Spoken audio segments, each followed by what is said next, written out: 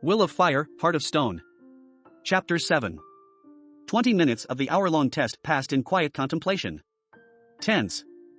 None of the people on the floor of the arena were saying anything or making any noise. Well, save for Konohamaru. Naruto had looked everyone over. He had 7 names on his list. Names of people on the floor of the stadium who were infiltrators into the test of wisdom. People from other villages trying to sneak into a test to determine who the next Hokage would be. Brazen and dangerous people. Naruto. Konohamaru whined. A glare from Namake's Naruto shot the young ninja in training up. One didn't have time to talk in a test like this one. Something would happen. There were dangerous people in this space. Put danger together with a time limit, and the violence would come naturally. Danger and violence that Konohamaru had put himself in the middle of, the petulant child. Naruto had moved around and taken a seat closer to Konohamaru. The boy seemed to quiver in fear one moment before bursting into energy, almost as if he might challenge Madogai to a slugfest. Stress made the kid manic, it seemed. Chattering about who was from the different villages before looking fearfully at all of them, as if he knew and then didn't know where he was, how much danger he'd chosen to put himself into, like dunking a strip of marinated chicken or a piece of vegetable into a pot of very hot oil. This arena is the pot of very hot oil. The young ninja in training, the defenseless nibble. He wasn't even an E-rank threat to a bunch of A-rank monsters. Naruto looked around the assembled men one more time. Most had retired to the outer perimeter of the floor, to be as far away from anyone else as possible. Leaving ninja out in the open like this test did add another kind of mental stress.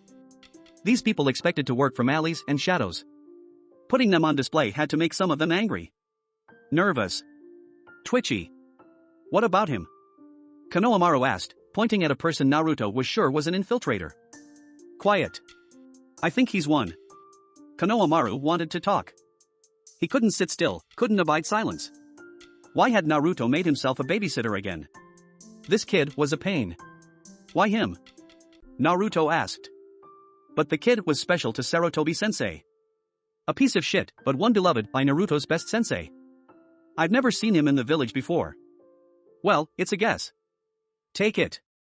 Naruto hoped the Hokage's grandson did fail this first test. He didn't want an academy student in this kind of danger again. There were 5 more tests to go. They would just get harder. There was no guarantee of fighting in this one, although Naruto was sure enough violence was coming. There were infiltrators in the test, ones who were promised torture sessions. What kind of infiltrator would sit and take a session with some ANBU sadist? Naruto looked at the field of contenders almost evenly spread against the outer arena wall. His eyes hung on a man almost opposite. Naruto decided the long-haired man staring back at Naruto had to be a spy of some sort, too. What was the name he gave? Naruto had let that piece of information slip out of his mind. The man glared back at Naruto, too. As if he knew Naruto. Yes, this man wasn't part of the village. Not that Naruto could do anything about it, but try to remember the bullshit name the man had given. Dealing with him would fall to the ANBU after the test ended and the infiltrators were exposed. It was hard to do nothing. In fact, doing nothing was worse than being in a fight, Naruto decided. This test was damned hard as a result. Sitting and thinking, sweating in full view of everyone who chose to attend. Since the prize for attending all 6 of the tests was a vote in the next Hokage election, most if not all of the village was in the stands. In truth, Naruto was tense and he was bored, a horrific combination. He couldn't relax because he was in such close proximity to people who could and would resort to violence if it profited them. He also wouldn't allow himself to pick the initiating fight in view of this many people. He didn't want to be publicly known as a warmonger or a fool. He knew he was missing something about this test. He couldn't see what he was learning or proving about his wisdom. He knew Sarutobi-sensei meant to measure something in these people at the same time that he taught them something. Sarutobi was nothing if not efficient in his methods, test and stretch and challenge and give the slightest nod of the head as praise. Force the student forward, make him struggle under his own drive, his own desire. Naruto wanted to take these tests because he wanted to succeed the man who had done more than anyone else to train Naruto. He wanted to be the Godame Hokage. He was young, but he could see that Sarutobi-sensei was aging fast, weakening. Even in the months since he announced this tournament, he had gone from a powerful ninja to a grandfather, an old man who grows quieter and quieter until he's quiet forevermore. The Hokage was dying, Naruto understood. But how many of these others knew that? How many had twice-weekly trainings with Sarutobi and the Monkey Clan? The Hokage rarely stood. He sat all the time now. He said he trusted that Enma would batter around Naruto just fine, he didn't need to stand up and help. It was a line. There were times, growing longer and longer, when the Hokage couldn't stand it all, Naruto thought. Konohamaru would be devastated when the end came. Naruto wouldn't admit it, but he would feel the pain just as heavy. Naruto looked into the stands and wondered what the observers thought. The Hokage and the ninja were looking for certain things, but what about the civilians? People who lived around ninja but didn't understand them. Sold them food or clothes, but didn't understand what they did. Was this test tense for them? Was it boring? What were they expected to learn from this event? How were they supposed to begin filtering candidates for Hokage by watching them think for an hour? Unless. Of course. The test wouldn't end when a bell rung when the stated time passed. This was part of the wisdom of this test. Putting dangerous men under pressure would force violence to the surface. This test would end in battle. The test was letting the pressure build. The test wasn't letting the spies and infiltrators escape. All of them, however many there were trying to work out how to escape. The stated purpose of the test had nothing to do with the real test. It wasn't to identify the infiltrators. It was to stop them from leaving before or even after the test ended. It was a test of wisdom that would require the precise application of violence. It wasn't sparring friend against friend. It was a war contained in a glass bottle for thousands to watch and judge. Even civilians would be wowed and stunned by what would have to happen. Sarutobi-sensei had dangled bait, an open election for the Hokage. That must have drawn the other villages in, must have put into this arena the equivalent of live tigers thrown in with the genuine candidates. Were there A-rank ninja in here? Perhaps an S-ranker? How many villages tried? How many other organizations, bands of criminals, and the like? Was there a blue-skinned ninja here under a henge? If so, perhaps Madogai, of Konoha, would handle him. Naruto couldn't do it, not without showing off things he refused to show. Jiraiya, holding up the ceiling array that kept everything contained on the floor of the arena, was an S-ranker, but he'd be busy. Tsunade as well. Then there is the Hokage. Once the strongest of any of the Kages. He couldn't be counted on in war from now on. Naruto understood that. That was why his own training had picked up the pace.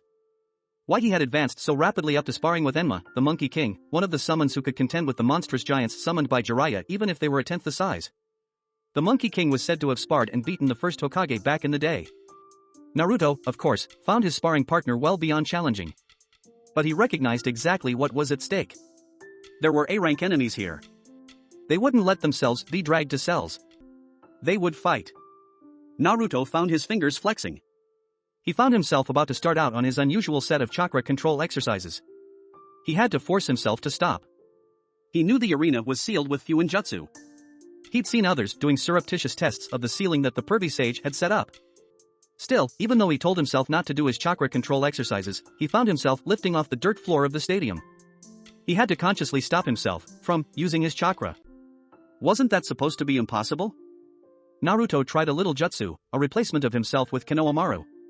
It fizzled. In fact, Naruto could feel the chakra bleed away. Drained. He could feel the seals at work.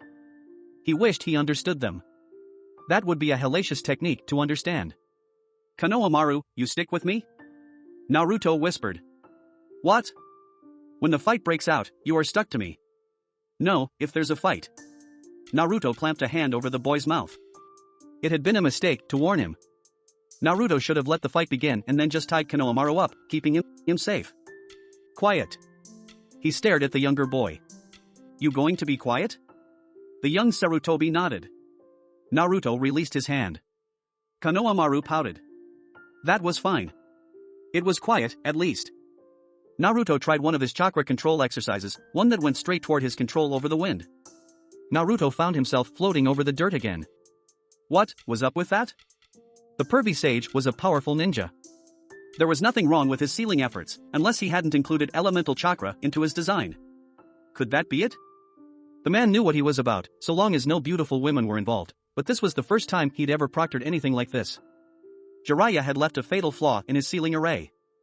Naruto formed up a wind blade on his finger. He let it go and it cut a tiny line in the ground, not big enough for anyone to notice. Naruto had to work to keep a smile off his face. He felt a lot better about this test, and the likely way it would devolve, now that he'd stumbled on a way to cheat if needed. Hell, if he could make wind chakra still work, he could simulate a gust of wind, rip a few sheets of paper from the other competitors, and maybe start a fight or two on his own timetable. For as much as some ninjas spoke on honor, the one rule that Enma never let Naruto forget during their spars, ninjas cheat. Enma was a dirtier fighter than anyone Naruto had ever seen before.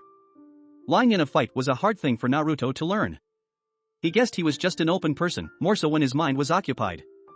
When the fighting was most furious, Naruto would have to spend a moment to think of how to cheat. It wasn't an easy thing for him to master. Likewise, he wouldn't make a good spy where one cheated and lied constantly. Naruto craned his neck. He could see the bubble of the ceiling Jiraiya had done rise up over the floor of the arena. It almost shimmered in the sun, there was so much power behind it. Naruto wondered if the ceiling array would preclude taijutsu specialists from hardening their attacks with chakra. Was that included in what Jiraiya was able to prohibit on the floor? Naruto wished he knew. He sat and waited. He looked at everyone also sitting and waiting. He looked in the wrong direction for long enough that he missed the start of the fight. In fact, he knew it had broken out only when he saw a piece of masonry that was larger than Naruto's new apartment flying through the air. Toward where civilians were sitting, mixed with just a few observing ninja. The long-haired ninja who'd stared at Naruto was laughing. He'd pulled the masonry from the arena. It answered Naruto's question about whether taijutsu and other body uses of chakra were still possible. They were. Only ninjutsu and perhaps genjutsu were prescribed. Naruto took a quarter second to consider what ninjutsu he could perform that would help. Several of the wind techniques he knew he could try. But he'd never attempted to hone in on something that big, something that was flying through the air. Movement out of the corner of Naruto's eyes stopped him from attempting something. Naruto saw Jiraiya leap from his perch manning the seal array, collide with the massive stone edifice, and send it on a new course far outside the arena. Naruto didn't think he could do something like that. Enma could, but Naruto hadn't learned to harden his body that much yet. It was something new to add to his goals. Naruto watched the hunk of masonry fly. He also felt the seal fail. The attack, aimed at civilians, had been a diversion. The masonry hit nothing, but it accomplished its mission. The seal was a high-maintenance kind and it began to fail immediately. Little battles, more diversion work, broke out on the floor. The infiltrators had been waiting for an opportunity and they wasted little time pressing for an advantage. This was the real point of this test of wisdom. To be ready when crisis came. How would one respond? What would one do? True Leaf Ninja were trying to keep them occupied. Jiraiya was back at his station. Trying to get the ceiling array back into service.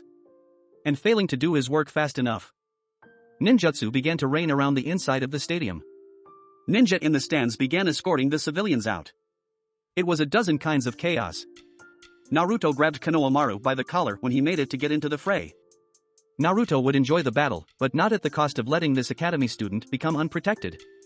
"Let me go," the young almost ninja screamed. Naruto wished he had a dozen eyes to keep up with the fights that were breaking out.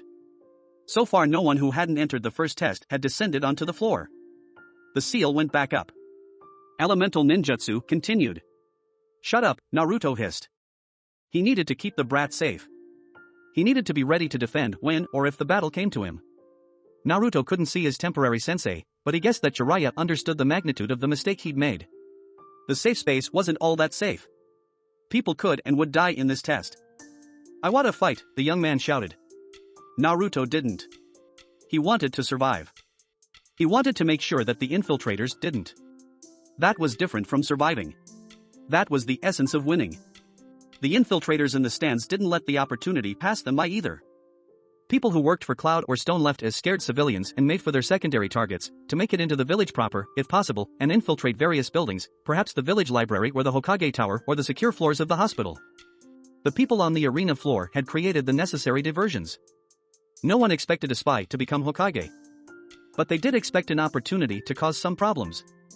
One infiltrator, a strong female ninja, from Cloud took a moment to decide.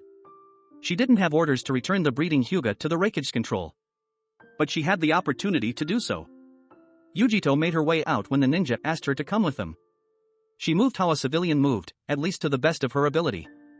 Not so fast, scared, colliding, slowing. She lost her escorts more than once. Slowing down. Getting her slowed in the onrushing stream of people. She looked at the confusion. She eyed the structure. It's a collection of hallways and tunnels. It's profusion of stairs and little bottlenecks. She worked out how she could make the grab. It was possible. Was it the right thing to do? The young girl had killed the Raikage ninja in her escape. She had more children to birth for the glory of the Raikage's term of office. Yujito took another survey. She could do this. She would do it. She had a Hyuga to collect. I am staying, the Hokage said when his ANBU tried to remove him from the stadium. Sir. Sarutobi shook his head. In truth, the way his legs were acting now, he didn't think he could leave unless he were carried from his box. He wouldn't let that happen. Couldn't let the illusion of his continuing strength fall. He would sit and watch and hope his grand plan wouldn't kill too many as it burned down around him. Sarutobi now knew there was at least one S-rank ninja on the floor of the arena. It wasn't a face he recognized at this time. But that feat of strength, and everything else Sarutobi had seen after told him what the truth was. Tsunade, even if she were cooperating, would have a tough time with a ninja like that one. Sarutobi sat and watched. One young man, identified in the tower report as a farmer or laborer, was fighting like an experienced ninja. But he was fighting on the side of Konoha for now. Sarutobi watched because that was all he could do. Red. Red in his eyes. That young man had Sharingan eyes. Sarutobi had thought they knew all the ones who remained behind, a handful of civilians. He'd thought all the ones who abandoned the village had been killed. Hadn't that been the report? Orochimaru a decade earlier had killed them all? One he'd missed. One who'd unlocked his eyes. One who had come back to Konoha. But not identified himself as part of the devastated clan. Not made contact. If he survived, Sarutobi needed to talk with that man. To find out why he had come under a false identity. To find out if there were other survivors. Him. Sarutobi pointed out the Uchiha. Sir? The ANBU was asking if the man was to be killed. To his surprise, Sarutobi hadn't been very clear at all. I want him to survive. I would like to speak with him after this is all over. Yes, sir. He sat and watched because he couldn't do anything else. His hope of developing a new legend might still happen even if there were no one but him to see it happen. But he knew the rest of the 5 tests, the rest of his plan was all ended. He'd been mistaken in the design of this test. He'd been mistaken in his choice of proctor. It had the potential to be one of the biggest mistakes he'd made in decades. There were very few who remained unevacuated in the arena, Jiraiya, the Hokage, and some ANBU.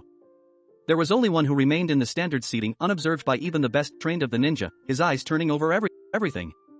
His face was now covered with darkened glasses so that the red wheels in his eyes, his eternal Mangekyo Sharingan, wouldn't be detected too soon. If his cloaking jutsu failed for a moment. He directed his thrall, Kakuzu, to engage directly with the Kyuubi Jinchuriki.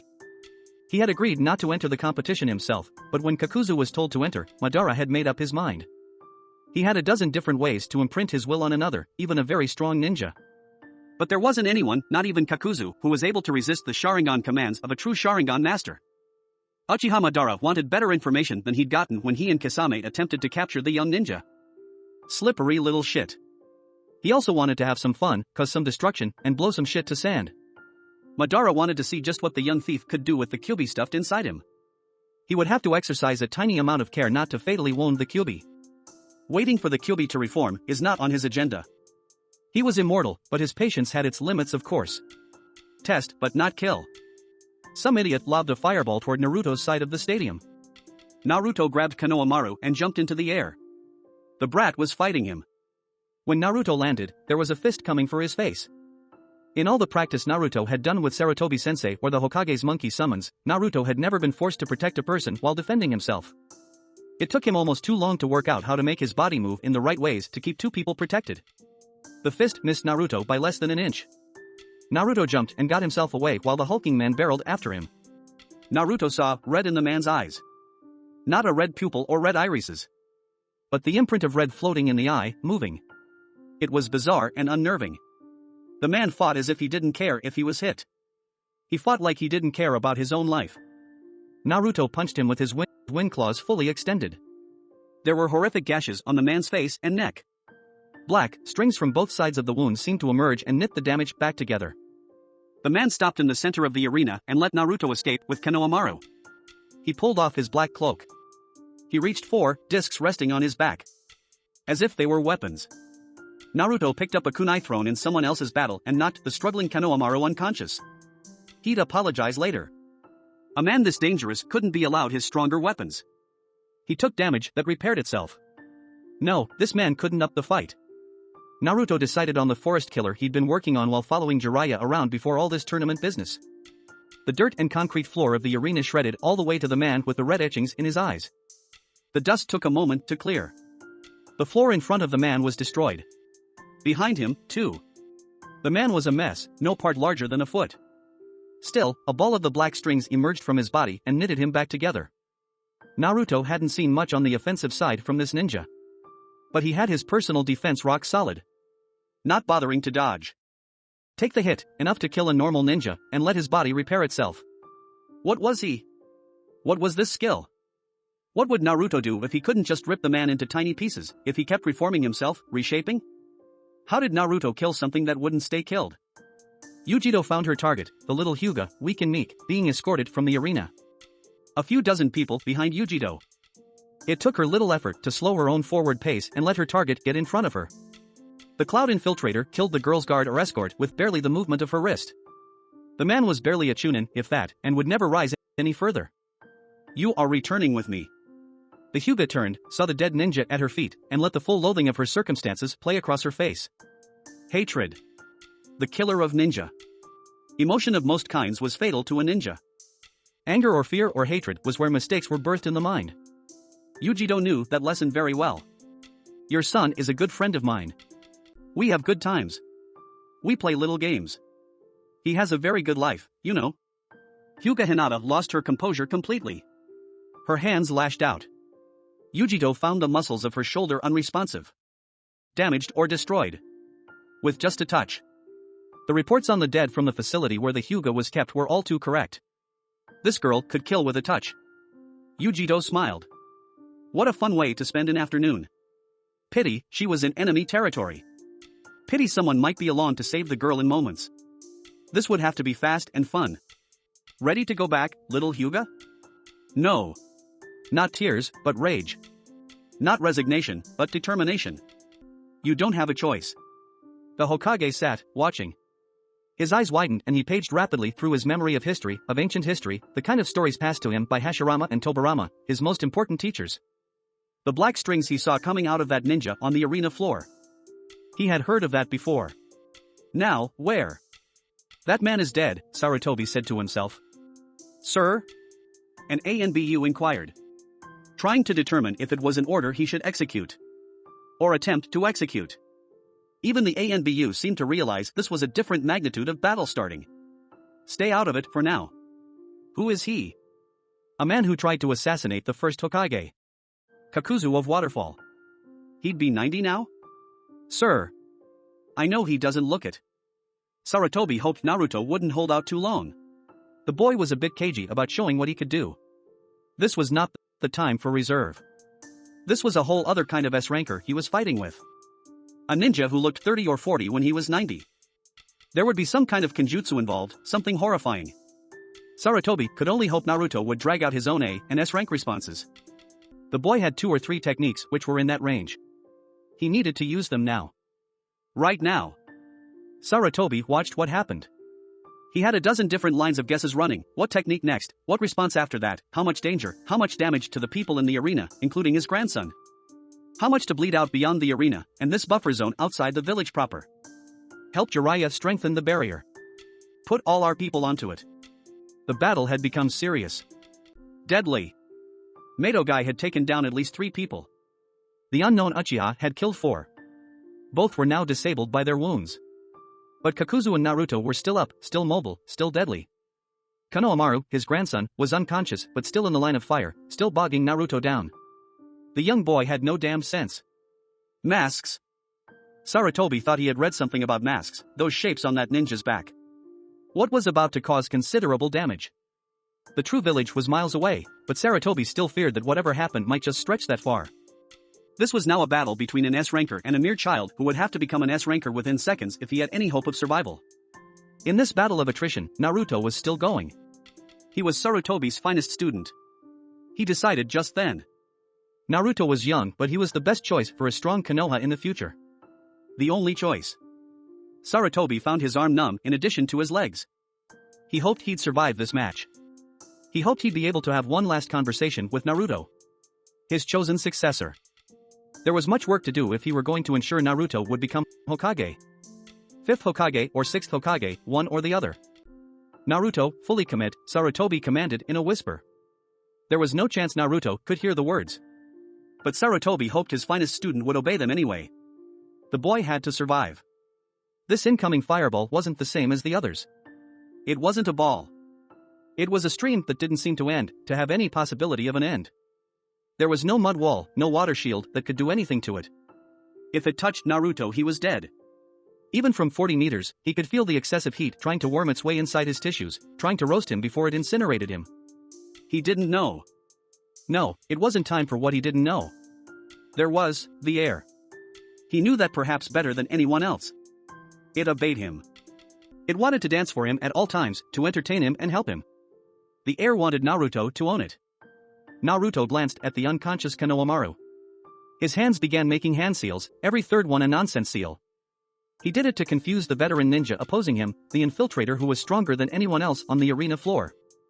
All of a sudden the stream of melting strength, not burning strength, fire veered to the left, veered up, veered in a loop. Accelerating. Speeding faster than it should have moved. It had been caught in the air that Naruto could command. Air that wanted Naruto to command it. The loop of fire closed on its maker. It landed and incinerated what it touched. Naruto stared at the glassified sand. He stared at the destroyed cinders. He stared at the horrible death he'd just inflicted. Madara stared, too. There was something very special about this Jinchuriki. He didn't know what it was yet, but he would. Yes, there was more to do. His puppet inside the arena looked broken, less than cinders, but he wasn't. His control of Kakuzu hadn't ended. The ninja should be dead after eating that kind of attack. But he wasn't. Madara pushed. He pushed hard. The Earth Fear Grudge technique began its horrible work all over. He could see threads erupt from the hunks of ash. He could see the body knitting back together. He could see ash flaking off and revealing fresh skin underneath. He could see a rejuvenation technique better than anyone else had ever completed, better even than what the grandniece of his great enemies had produced. Senju Tsunade and her little diamond seal. She would need to die as well. But first this Uzumaki Naruto. Then the third Hokage. This entire misbegotten place. Naruto hadn't waited while the body reformed itself. He had been lobbing attacks that barely slowed the reforming of the dead man's body. That cost me a heart, boy. Naruto had no idea what the dead-sounding words meant. Other than the ninja was surprised. He mentioned a heart, not my heart, suggesting he had more than one. One of these ninja with a special trick. Like Jiraiya and his toads. Like a ninja with an ultimate defense. His mind hardened. He had something else he could try. Something he had sworn to himself he could never use on another person. Not ever. Naruto was running around the arena, dodging the wounded and the dead. He was trying to buy himself time even as he carried Konohamaru with him. The air around Kakuzu, around a few of the other fallen infiltrators, began to thin. The air molecules spreading farther apart, not of their volition but of Naruto's. He was about to use the wrath of God on a human being, a dead one, in Naruto's mind, someone he had already killed save for some kind of ninja cheat. The air around the Ash Ninja thinned further. Then it became an imperfect vacuum. Then the seal was complete. The lightly held cinders of a body began to dissolve under the pressure. The Ash Ninja's body reformed and the vacuum effect kept destroying the seeming solid flesh. With tiny pockets of air trapped in the not wholly incinerated cells and in what remained of the blood. The air pressure differential causing what had once been a couple of billion tiny pockets of air to become much larger. Each pocket was larger than the cell in which it was supposed to reside. Blowing up this dead ninja cheat. Blowing him up before the affected area reformed somehow. He was dead, at a cellular level, but the strings fought on. He kept moving. He was an Ash Ninja, a dead ninja, a zombie ninja. Something not inside himself was commanding him forward. His head disintegrated again and reformed. His neck, his throat, his chest, all fluctuating between solidity and an ephemeral state. It was the worst thing Naruto had ever seen. He was dead and his body or his controller wouldn't accept that. Naruto lobbed 100 wind swords. They fizzled at the border of the Wrath of God technique. Not even Naruto could penetrate his own most deadly attack. He needed something else to help along the vacuum. As if that weren't enough. As if it wouldn't kill anyone else it was ever used on. He was stuck. The zombie shambled forward. Naruto could outrun it for hours, but he didn't know how to stop it. There was always some bit of the core for the disintegrating parts to reform around. Naruto could keep the Wrath of God in motion with the Ash Ninja, but he would keep reforming himself. The man was dead and it wasn't enough. Yujito removed her lightning-encased hand from the throat of a dead ninja. Yujito was skilled at many of the ninja arts, but she excelled in killing. Now she was being called on to capture. She could enjoy the death of those who came to interfere. He couldn't help you, either. The dead leaf ninja slumped to the concrete. There were now 4 dead ninjas surrounding the 2 young women. One at least had been a jounin. Yujito had them in one of the lesser-used corridors inside the arena, a virtual city of concrete to move people to and from their seats. Now that the place was evacuated, she had more time to do things right. She pulled a kunai and went after the Hyuga again. She realized the girl couldn't do anything with her fancy finger tapping if there was metal in the way. So she used what she had. It was refreshing, a battle done on a new scale with restrictions she didn't often have. She felt free to injure the Hyuga on the arms or the legs. But she did nothing to the head or the entire torso. She didn't want a girl dead or any damage rendered against anything required for further conception. She must be able to make more children for the Hokage. All this interference made it challenging. The mostly untrained girl had landed 3 good taps. Her results weren't like the Hyuga studied in the past. Instead of precise debilitating touches, the girl more or less detonated any tenketsu she managed to touch. As if Yujito's body were hundreds of little bombs and this girl had a bit of fire. It was a deadly battle. A deadly, wonderful battle. I think I want your son to have a sister. Maybe twins. More children who can bear children. More glory for the Hokage. More anger for the mind of the Hyuga. This was the hardest Yujito had had to work for a win in some time. She was aiming to capture. The untrained but deadly girl was aiming to kill. Being handicapped this way made things much more interesting. The Ash Ninja shambled forward. Naruto needed to keep the Wrath of God going, but he needed to push a stream of wind inside it. Keep most of the air out, but let a very thin column inside. All of the damage to the cells was slowing. Most of the Ash Ninja's cells had already been popped at least once. Naruto needed to put more air inside this puppet if he were going to get the total destruction he needed. Naruto formed up a thin lance, perhaps a needle of the gods, and rammed it forward into the Wrath of God. Naruto directed it inside what had once been the mouth of the ninja. He could feel it moving inside the opening and closing throat and chest of the abomination. He directed it to branch off, to find paths into every part of the Ash Ninja's body. It took moments, but it was such a strange sensation to control air this way, to make it invade, to make it begin to penetrate even the smallest parts of the Ash Ninja's remaining bulk. If Naruto were ever asked to draw a map of how the air had penetrated the dead ninja's body, the result would have been incomprehensible. Thin columns that branched every inch, like a statue of a man made only out of gleaming silver needles. He used the multi-branched column of air to lift the Ash Ninja off his dissolving and reforming feet and legs. Naruto suspended the thing in the air and let go of his control over the Lance of God. All those fresh pockets of air now exploded outward, the pressure differential more powerful than the biggest explosive tag Naruto had ever seen. The mess now existed as a black and red cloud inside in the Wrath of God. There were strings trying to reform the body. Trying and struggling. There was no semi-stable core to add onto it. But if Naruto let this go on for very long, there just might be. He looked around. For a person who was doing this. Naruto saw things in the sand outside the glass radius, outside the Wrath of God radius. He used blades of wind to destroy everything, all of it. Including an odd-looking mask. Inside the Wrath of God, the threads or strings stopped their attempts to cling to each other, to draw each other back into a mass. Naruto let the disgusting mess hang, suspended in the vacuum for more than a minute, waiting, watching. Hoping it was over. He hopped with Konohamaru as far as he could away from the mess to be. He ended his separation of air particles from air particles. The air rushed in. The particles that had seemed suspended in nothing now had gravity reasserting primacy over them. The Ash Ninja, what was left of him, landed in a soggy 5-foot radius in the sand. Naruto felt the barrier that Jiraiya maintained end. His sometime teacher was by Naruto's side a few moments later. Before they could speak, Konohamaru rolled over and glared. "You hit me." The boy had his hand out and his accusing finger extended. "Why'd you hit me?" Jiraiya laughed. Naruto would have pouted if he had the strength left. Save a boy's life and take a raft of shit for the methods used. A kunai slammed into a leg. A young woman screamed in pain. A body hit concrete. "I think 2 daughters and 3 or 4 more sons," Yujito said, crowing her victory. "They'll keep filling you full of children and you'll keep adding to the Hokage's army, little Hyuga. I wonder what clan name they'll think up.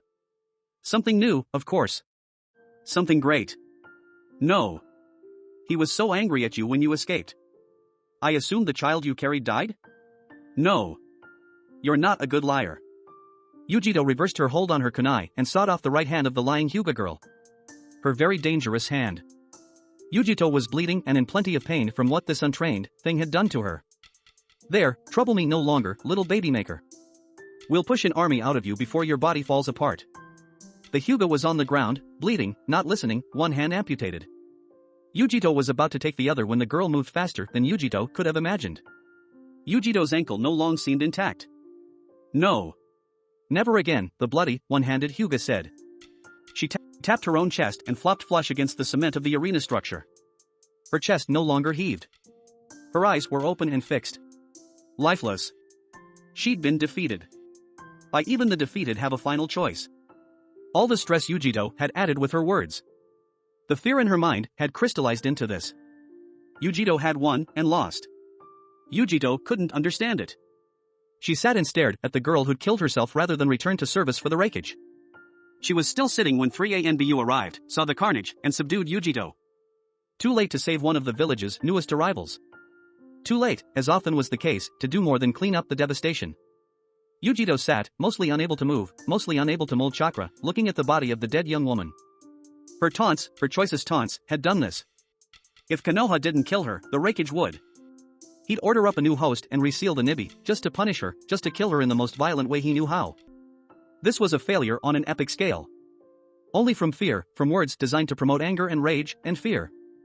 Madara regained his wits after the utter destruction of Kakuzu.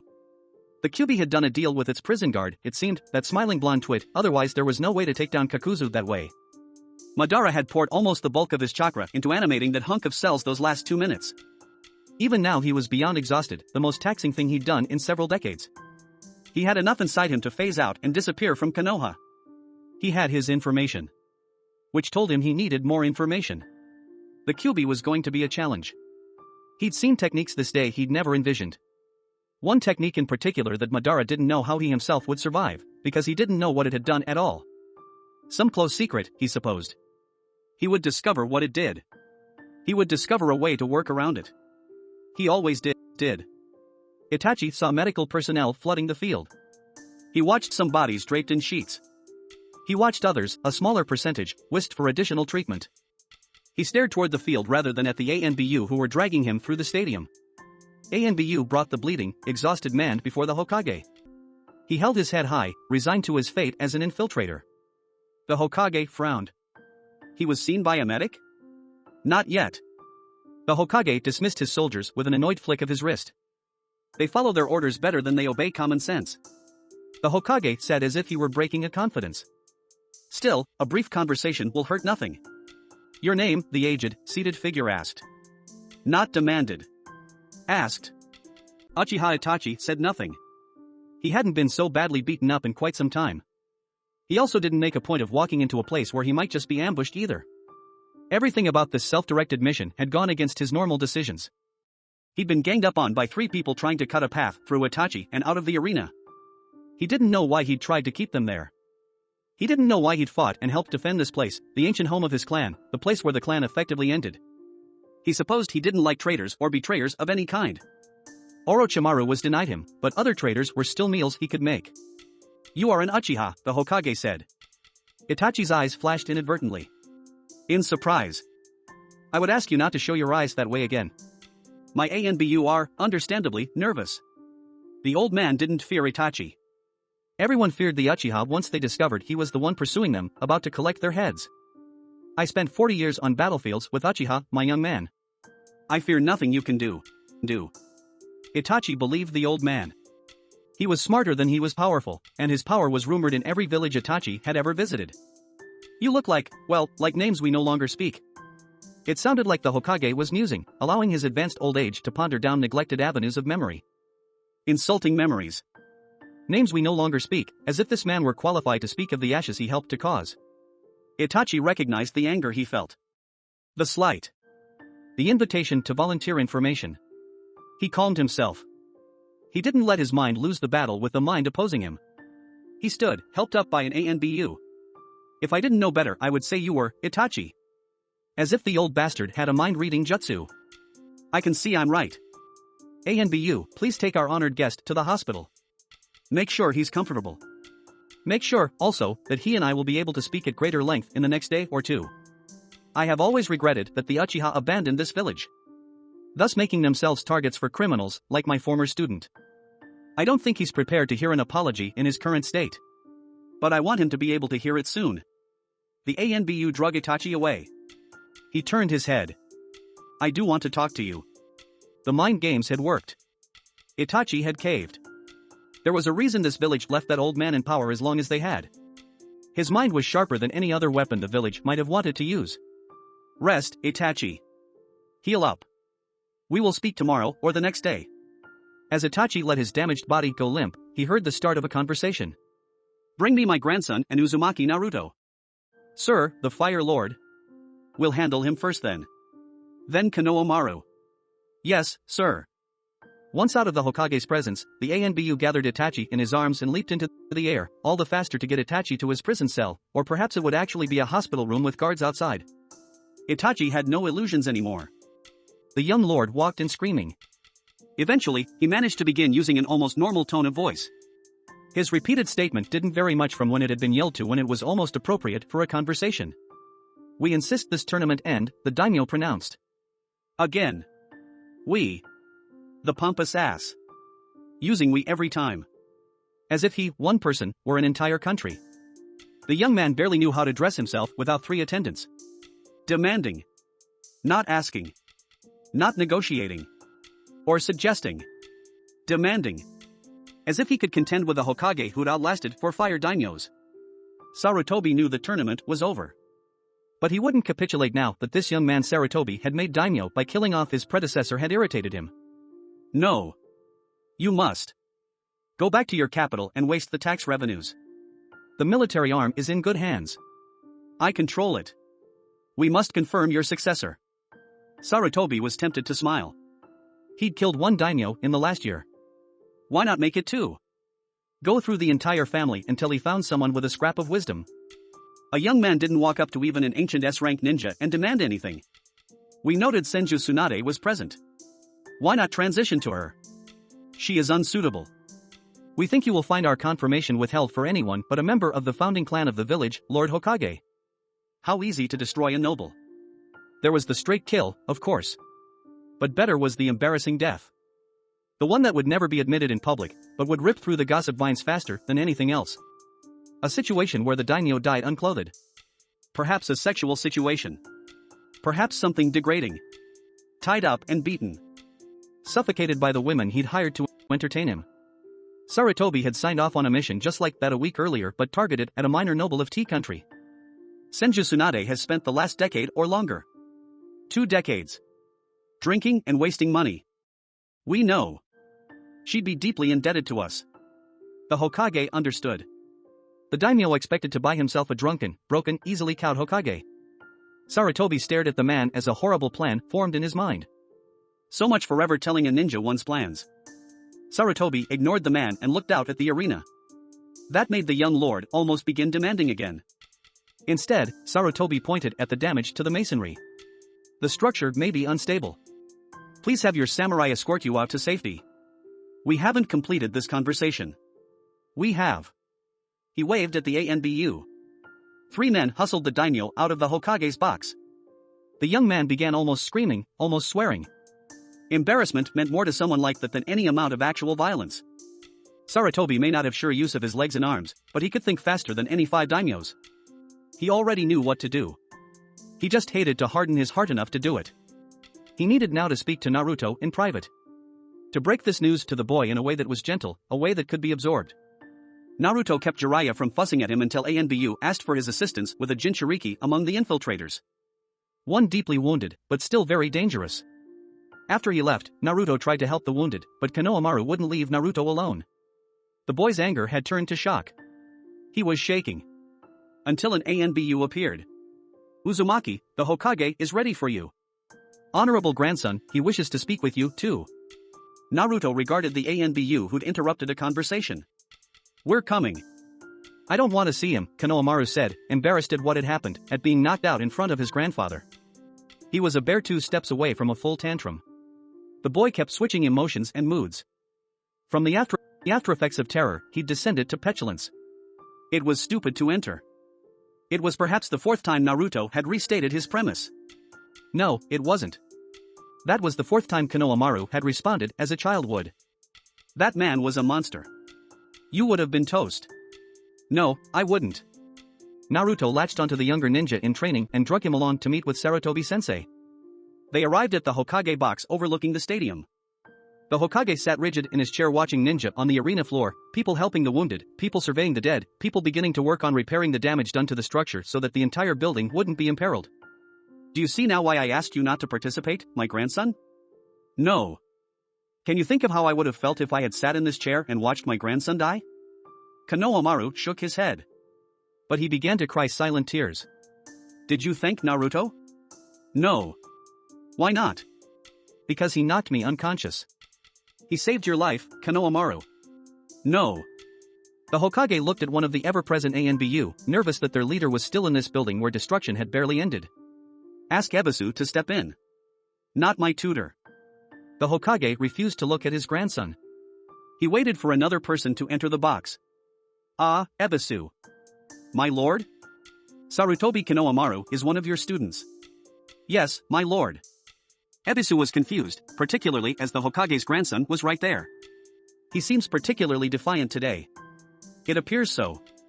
I think he would benefit from some training. Not with him, Konohamaru shouted. Training hard enough to break through some misconceptions. Ebisu nodded. You remember your application to join the ANBU before you became involved with internal affairs? Yes, sir. It was a particularly difficult testing course, wasn't it? Yes, it was. I think Konohamaru should give it a try. Are you positive, Ebisu? The course, on repeat, each day for a week. He may stop each day after he pukes, the Hokage said. Sir? Run him until he pukes. Dismissed. No, Konohamaru squealed. You want to be in the middle of S-ranked ninja battles, my grandson? We are going to dang well make you hard enough to survive such foolishness. Dismissed. The glare that accompanied this second dismissal was enough to wither the grandson. Tea service for two, the Hokage said. All the nearby ANBU left. Naruto guessed it was some kind of code phrase. Leave us alone. You did an impossible thing down there. Sit. You're exhausted. Thanks. Naruto sat, but he wasn't exhausted. All the work he'd done. All the strain. He no longer felt it. You are a master of wind techniques, the greatest on the elemental continent, Sarutobi proclaimed. There's tons more to learn. That is what a master always says. But only the ones who really are masters. Anyone who proclaims himself a master and says he's learned it all, well, that man is a fraud. There's tons more to learn. Sarutobi-sensei smiled. You will receive the bounty for killing that ninja. Who was he? A nightmare of a legend. He once fought the first Hokage. What? Naruto, you destroyed an S-ranked ninja. Naruto blinked, shocked. You see?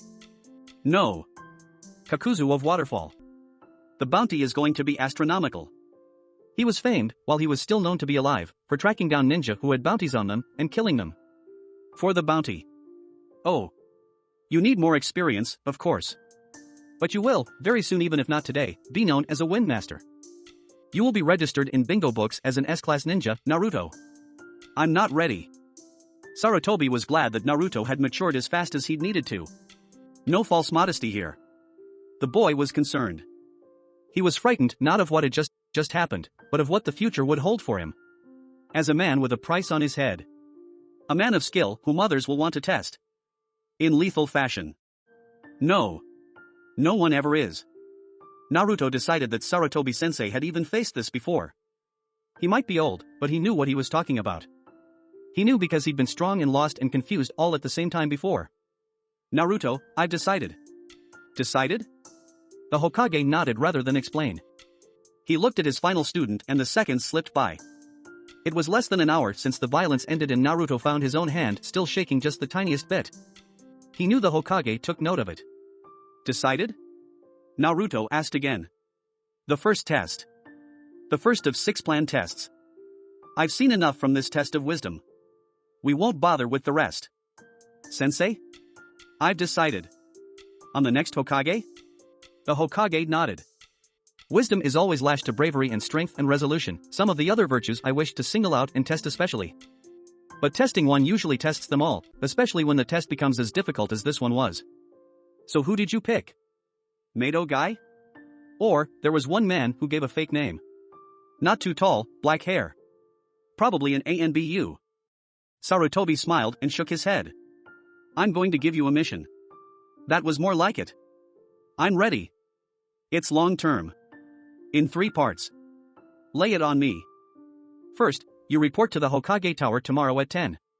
Yes, sir. I will give you a formal reward for your performance today. For saving my ungrateful grandson. For becoming an unheralded, but nonetheless, S-rank ninja. What is it? Report to me tomorrow. Yes, sir. What are the other 2 parts? Impatient. I never did manage to teach you to stop fidgeting, did I? Naruto smiled. Never. Well, just for that you'll have to wait. That's not fair. I'm a busy man. I'll see you tomorrow at 10. Naruto frowned but did as he was requested. He wouldn't get anything else out of Sarutobi-sensei until the old man was ready to talk. Naruto knew to be wary when his sensei was being cagey. Naruto didn't make it out of the stadium before Jiraiya latched onto the boy. We need to do a bit of training. Jiraiya picked the strangest times to get serious about things. Naruto didn't complain. He followed Jiraiya to the most out-of-the-way training field he'd ever heard about. It was going to be a long, long day. Day turned to night. The bars began to empty. All except one. The bartender couldn't leave because one patron wouldn't leave and no one could be found who was stupid enough to force her to leave. The patron in question had a reputation. Tsunade ran out of Rio at 4 in the morning after the bartender forced her to pay cash for each drink. She looked disgusted when she lifted herself off the bar stool. She swaggered out of the bar. She thought she'd see if she could leave Konoha tomorrow. Perhaps the old bastard who'd imprisoned her here was finally ready to let her leave. After all, the damage she'd done this afternoon was her on good behavior. She could do much worse. She wobbled down the street. The booze was staying with her for once. Tsunade didn't realize that the sake had been laced with small amounts of various poisons. So small she couldn't taste them. In such large quantities of alcohol that they were now doing considerable damage to her body. When she collapsed into an alley there were 4 ANBU prepared to catch her. A moment later, the 5 ninja disappeared. When Tsunade woke to a slash of hot water on her face, she realized her head hurt. Badly. She tried to do a healing technique on herself. Her chakra wouldn't mold the right way. The headache remained. She looked at her surroundings. A concrete room. Had she been kidnapped? She didn't know. No. What the hell, she bellowed. Shizune. It took a moment to remember that she and Shizune weren't speaking at the moment. Traitor. Help. Help me. A door in the wall opened. 3 people walked into the darkened room. 3 new people in addition to whoever was present. The room closed and it seemed as if everything were sealed as if they existed inside a coffin. 2 walked around behind where Tsunade sat. She tried to twist to see who they were. The wire binding her into the chair held firm. She tried to break the chair, a simple thing for her on an ordinary day. The chair held. She was helpless. The cloaked man who stood in front of Tsunade began to speak to her. Jounin Senju Tsunade, you stand charged with treason. She sat up in her chair, the words doing some little thing to poke themselves through a drunken haze of rage and confusion and indignation. It was an old formula, a feared one. Her formal title, her name, the charge leveled against her.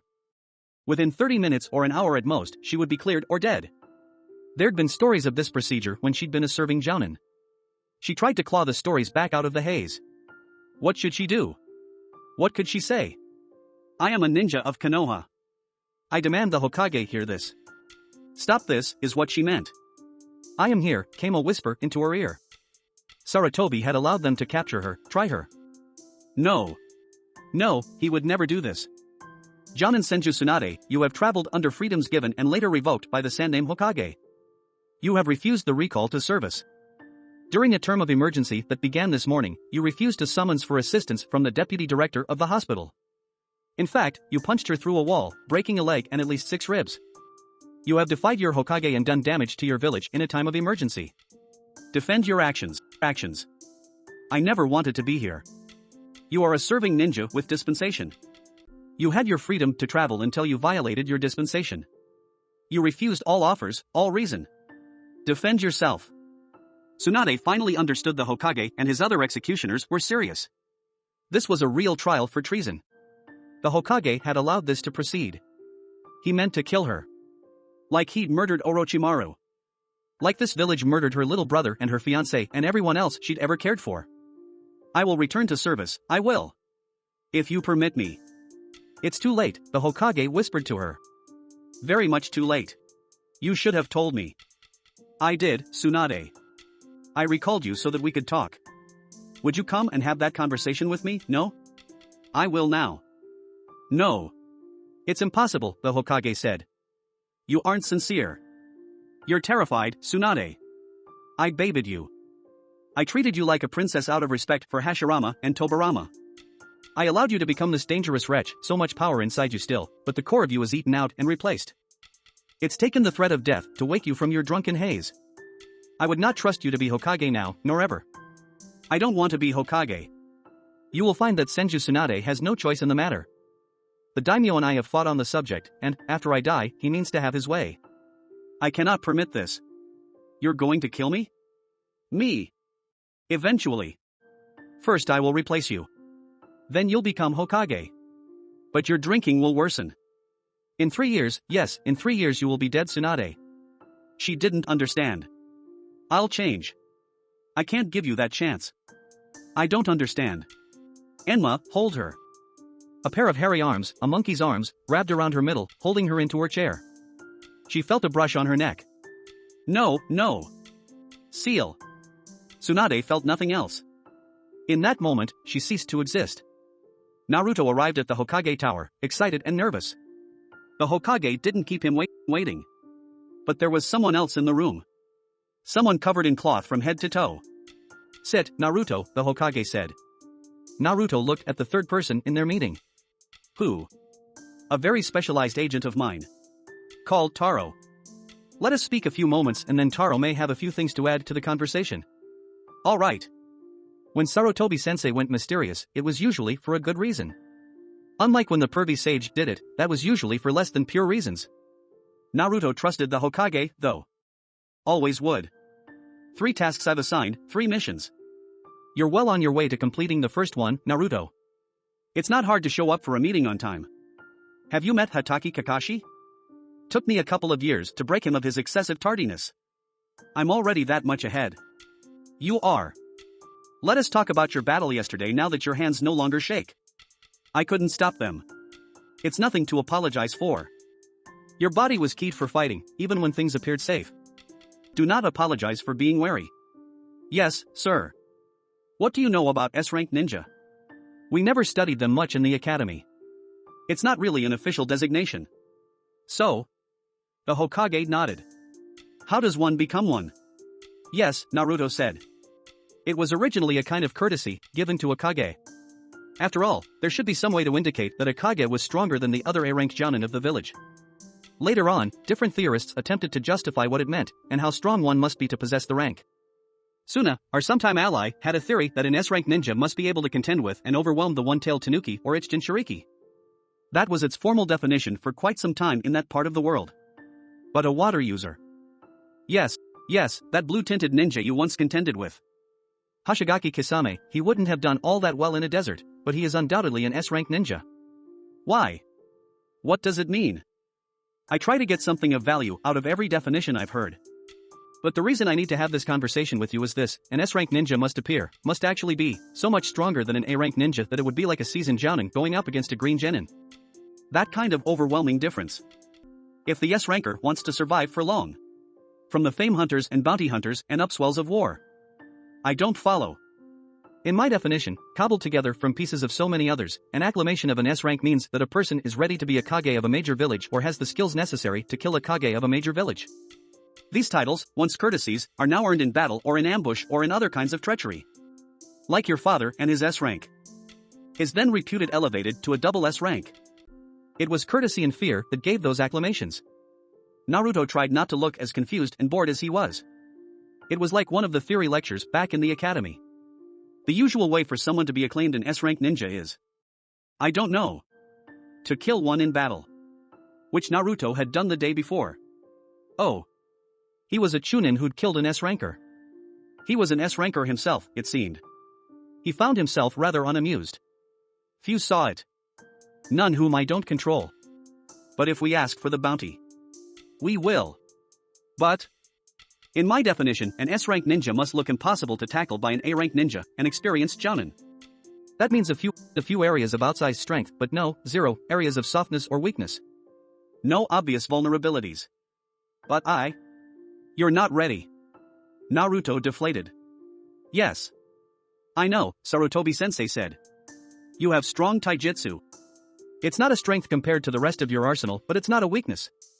You need help with genjutsu and weapons usage. Your ninjutsu is your greatest strength. Your elemental connection. They say that every element is strong against another and weak against another. Not the way you use wind. A fire user, normally your challenging type, would flail around against your Wrath of God technique, wouldn't he? Yes. But you need secondary strengths. Your father summoned from the Toad clan. He also became a superlative user of complex Fuinjutsu. So, I need something like that. Your favorite enemy Kisame is a master of the sword, a summoner, possessed of chakra reserves that may just rival my own at my peak, and a mastery over water that is little removed from your own. I will be that good, Naruto vowed. There are other S-rankers who are more specialized. Less well-balanced. You could go that route. But I prefer greater balance. Less using a powerful offense to make up for a weak defense. Someone who possesses the whole package. I'll master it all, Naruto said. Sarutobi waved his hand in caution. You need something that you can work with. Master. Something in addition to your wind mastery. It's up to you to find what that is. So? The end of your first of 3 missions for me, do you want to hear what it is? Yes. With more than a touch of exasperation in his voice. I will open my private library. Spend the next few days inside. Look at every scroll. Examine it. Determine if it could really work for you. I get to read everything? Skim, yes. But I will allow you to copy, let's say, 3 scrolls for yourself. 3 scrolls. A treasure greater than anything, if Naruto took his time and picked well. 3 scrolls as a reward for saving Konohamaru's life, let us agree. Yes, sir. There are clear copies. You will be permitted to make a copy of each in your personal cipher. Personal cipher? Don't have one, do you? No. Well, first, you're going to create a personal cipher. I'm not letting you carry copies of these 3 scrolls out of this building until you do. Naruto quickly realized this reward was another kind of test of wisdom. Everything with Sarutobi-sensei was a test, wasn't it? Pick the right scrolls and develop a difficult enough cipher. It was worse than being back in the academy. Harder. What are the other 2 missions? Greedy today? Naruto shook his head. Defending himself wouldn't work if Sarutobi was in a mood to pick on him. Well, I'll tell you, even though I should let you puzzle for a while. Taro, let's see your face. The ninja in the other chair removed the cloak that had covered everything. There was nothing remarkable about his face. Now let's see the other, Sarutobi asked. As Naruto looked on, this other ninja's face changed. It wasn't just a simple henge. It was something else. As if his skin molded into a new face. In a moment, the man had a woman's face, a young lady's face. The dark hair had gone blonde. There was a diamond that emerged on her forehead. There's a plan I need to explain. Can I ask your patience, Naruto? Yes. He was excited by the thought of the 3 scrolls. He was baffled by this other story. This Taro has just become a doppelganger for my student Senju Tsunade. Oh. She was tried for treason last night. She is now dead. But there are very few who know she's dead, Naruto. You're one of 4. The 3 of us and the Monkey King. Not even Jiraiya. I will never tell him what I had to do. Naruto nodded. I am dying. I know. I guessed. Weeks, perhaps. 2 months, maybe. Naruto knew, but now he was forced to really know. His eyes teared. Tears are for funerals. Now we have to prepare. Us 3. The 3rd Hokage. The 5th Hokage. Sarutobi pointed at the man-woman. The 6th Hokage. He pointed at Naruto. On top of everything else, that was crushing. It excited him to know that Sarutobi believed him capable. But his mentor would be dead soon. He was involved in something unsavory. Dangerous. Deadly. A conspiracy. I am going to nominate you as the 5th. The daimyo will overrule my nomination. He will put Tsunade into office. You and Jiraiya will go on a training trip. 3 years, no more than 4. You have 3 years to wipe away the weaknesses to develop secondary masteries. You have 3 years to build a reputation as an S-ranker, Naruto. You have 3 years to make yourself the obvious successor to Tsunade. You will be the 6th Hokage. Naruto could see it happening. He sat, stunned, working through it, unraveling all that the Hokage had twisted into his plan.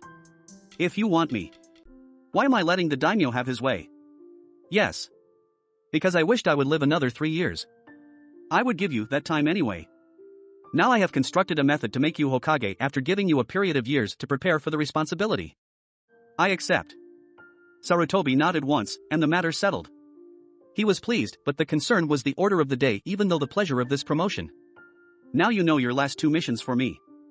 Keep Jiraiya out of trouble for 3 years and become the 6th Fire Shadow. Naruto smiled, crying. I accept. The village will be safe hiding behind Tsunade's reputation. She will be a desk-bound Hokage as I was for the last few decades. Naruto, you may wish to govern more how your father did. He was more a field Hokage during his few years. That may have changed as he aged, but you may wish to start that way. There are so many questions I have to ask.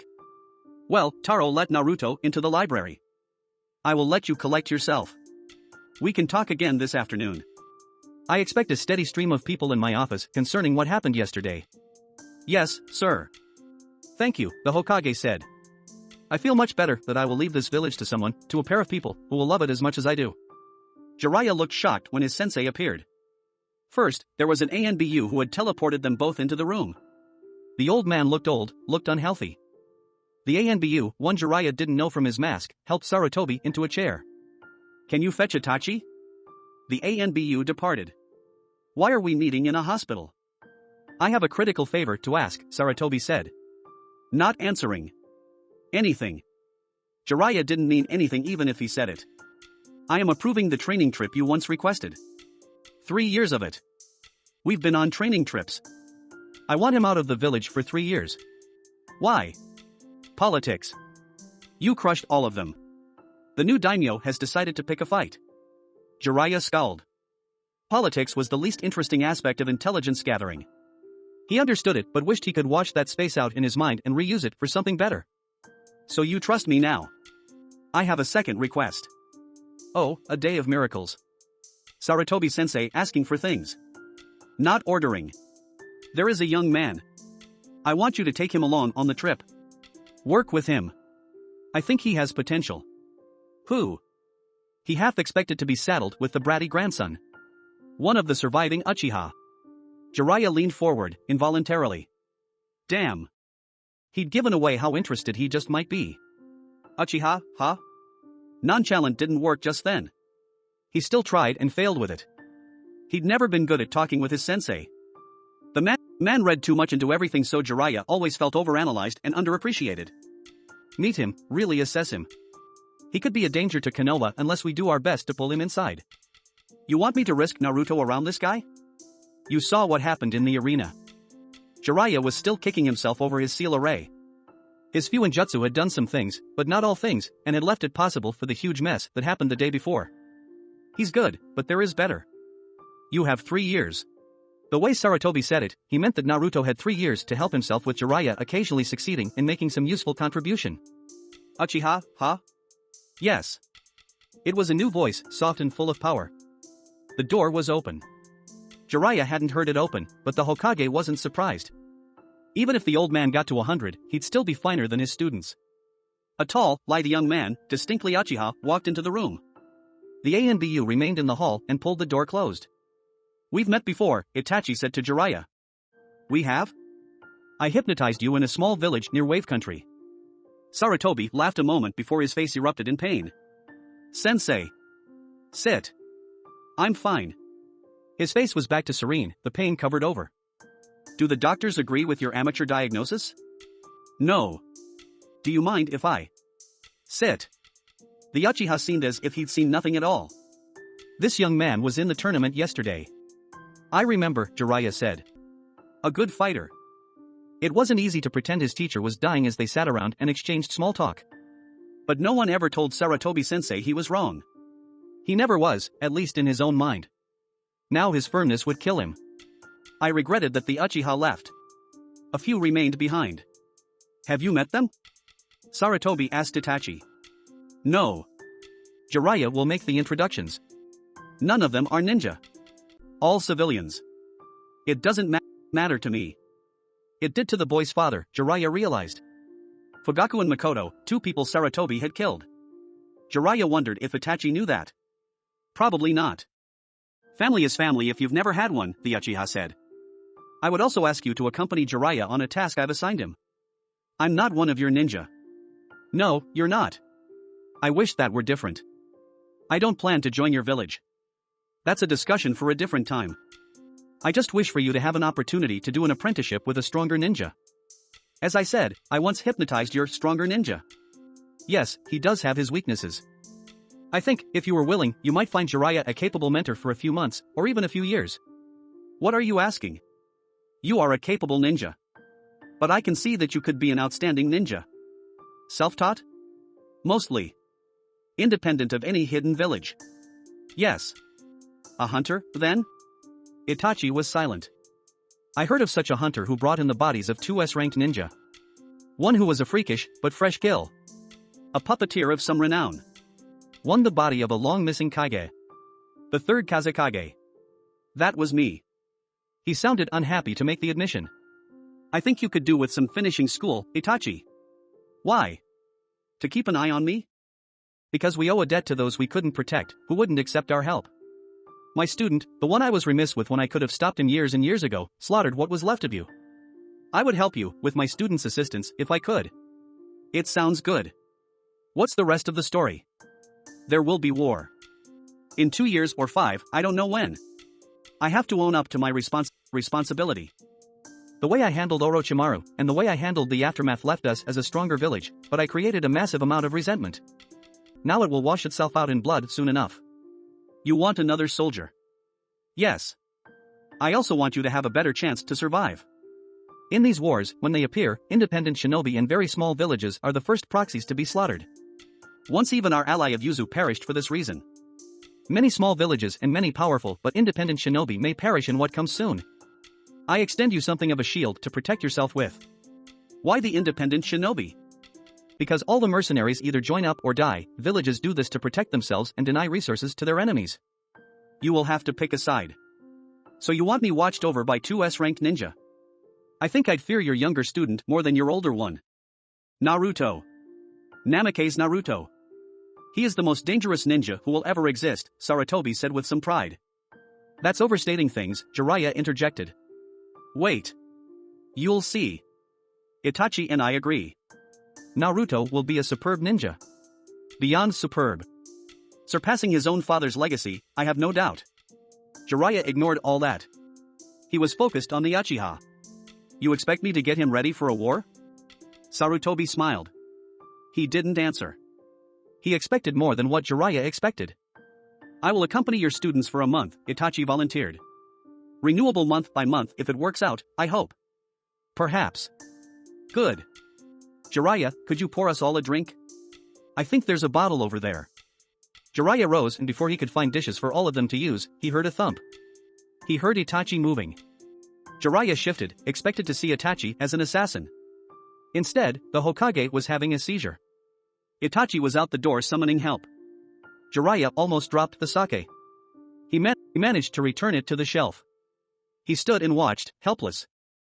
Old age had done what 10,000 enemies couldn't. Sarutobi Hiruzen was dying. The funeral, held 10 days after Sarutobi went into a coma following his seizure, was on the brightest, warmest day anyone could imagine. No rain, not a cloud in the sky. As if the Hokage himself had decreed excellent weather. The old man's will had been unsealed. His designee for the 5th Hokage had been floated and publicly rejected by the fire daimyo. Namake's Naruto still served as one of the chief mourners, even though he wouldn't take the hat from his late teacher. The Hokage designate, Senju Tsunade, was a chief mourner as were Jiraiya and the surviving members of the Sarutobi clan. In total, there were hundreds who walked in procession. The ninja who didn't walk were on duty, keeping the peace. It was a simple ceremony. Simple in its meaning. Konoha had lost its leader of decades, but several students of the late Hokage stood ready to protect the place. The Tsuchikage sent his granddaughter to pay his respects. The Kazekage attended in person. The Raikage sent a team of genin, without their Jonin sensei, some kind of snub that no one cared about. The smaller allies of Konoha sent their observers, too. Akatsuki was represented. Uchiha Madara attended, as he had for each fallen Hokage. He didn't start something, although he was tempted. He wanted to lay into the Kyuubi and see what it knew, what additional tricks it had learned. After the funeral, the procession returned to the Hokage Tower and Tsunade was invested as the fifth. Konoha is strong. The Kage is dead, long live the Kage, the unmistakable message. Tsunade invited Naruto into her office. Surviving? Naruto asked once the two were behind soundproof doors. I've never held an operation as long as this one will last. I've already had to send my apprentice, Shizune, off to Fire City to make sure she won't notice any differences. You sure you'll be ready to give it up in 3 years? Having to carry around melons this size strapped to my chest? I'm not going to have a spine in 3 years. The implication being that Taro might be tempted if the mission weren't set so cleverly. Being forced to govern as Tsunade made him eager to give it up. Of course, Sarutobi-sensei had considered this angle, or even crafted it into his plan. You can pick your next assignment after the next transition, Naruto offered. I'll hold you to that. What will you do with the fire daimyo? The third and I discussed a plan. After you return, you will be told the results. Naruto couldn't ask for more. You've been his understudy for a long time, haven't you? Yes. I've even been a daimyo before. Are you sure you wouldn't make a better Hokage than I would? On some issues. As a peacetime Hokage, perhaps yes. You will need to be a wartime Hokage. I'm an infiltration specialist. I'm not that kind of leader, Taro explained. Not a frontline warrior. Naruto heard answers he liked. I will see you in 3 years. Have Jiraiya send messages weekly. Won't the toads know you're not Tsunade? He's sending them to the High Jounin. I'm pretending to be furious with him. Smart. Naruto and Tsunade stepped out into the hallway outside her office and chatted for a few moments, a good bit of public relations, laying down what would happen a few years in the future. The welcoming of an S-rank hero. The retirement of a drunken has-been. Less than 10 minutes after that ceremony was over, Naruto had said goodbye to several people, including Konohamaru, and was walking down the road through the trees leading away from the village. Jiraiya was to his side. Uchiha Itachi, a quiet, cagey person, was just behind. Where are we going? Naruto asked. Kumo. Why? They sent a Jinchuriki to mess with us during the tournament, cost a bunch of people their lives. We still have him? Her? Yes, in the prison block, the room where they kept Orochimaru if I hear correctly. So? You need practice. I feel like venting, too. Good practice, too. They have the 8 tails. Let's not pick a fight with him if we can help it. Right, Naruto said. Although if you want to make a splash. I'd rather make a splash than be a splash on a rock. Jiraiya laughed, strained and false. He'd had problems with his sensei for years, but the man's death was troubling to him. All the loose ends would forever remain loose. Itachi said nothing. Naruto looked forward toward the afternoon sun. He looked at Jiraiya and Itachi. The three of them, very not inconspicuous. The roving school for S-rankers is what Naruto called it. It amused him if not the others.